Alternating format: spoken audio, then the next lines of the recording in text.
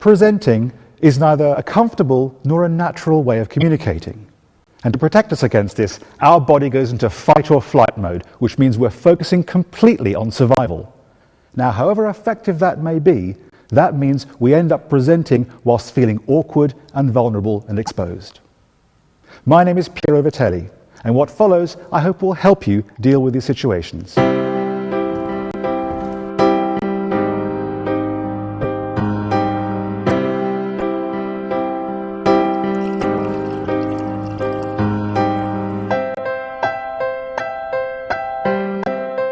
If we want to become more effective presenters, then we can learn a lot from looking at how we behave in a normal, everyday social situation. Take, for example, having a glass of wine with a friend. Talking about something which you probably know a great deal about.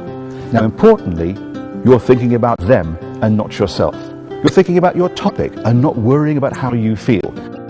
The key thing is we're not worrying about ourselves. We're not thinking our voice sounds silly or we look stupid, because our attention is on the other person. When we're presenting, it's exactly the same thing. Our attention has to be on the audience. They matter, and our focus should always be on them.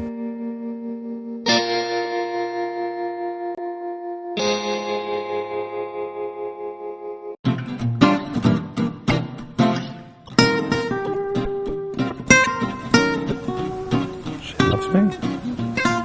loves me not. She loves me. Actually, whether she loves me is irrelevant. It's whether I love her. I believe it's the job of the presenter, for the duration of the presentation, to fall a little bit in love with the audience. Now think about it. Think about what happens to you when you fall in love. How aware you become of the other person. You notice little details that give you information about what would make them more comfortable. You become so aware of what they need, taking less focus from yourself and making sure that you can give all your attention to them.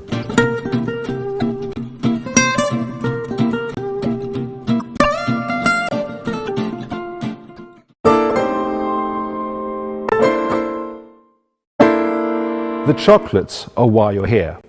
This is what you've prepared beforehand. Your data, your information, and your stories. This is what you want to deliver to your audience effectively. Now you need to make sure they catch the chocolates, and you need to be careful that they don't drop them. Because if you don't throw the right chocolates at your audience, you might as well not have been there.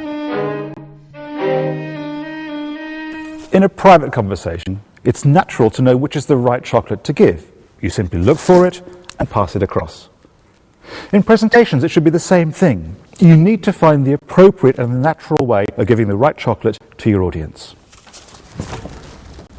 And it's about delivering the chocolates to your audience in an appropriate style. And if I've got it right, I should be able to do that effectively.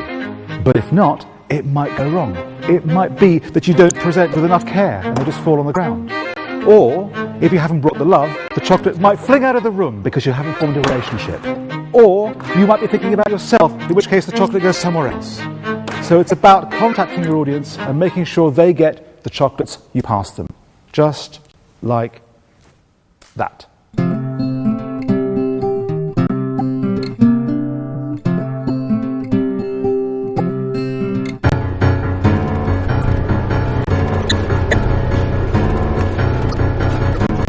Presenting is like skiing for two main reasons.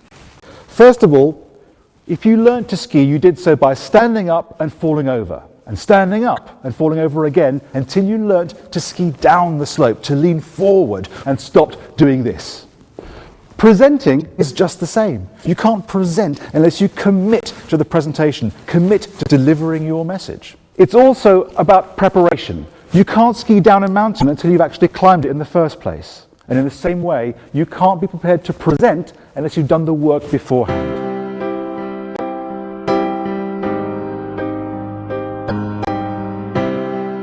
What I hope you've seen is that presenting is neither a skill nor an ability.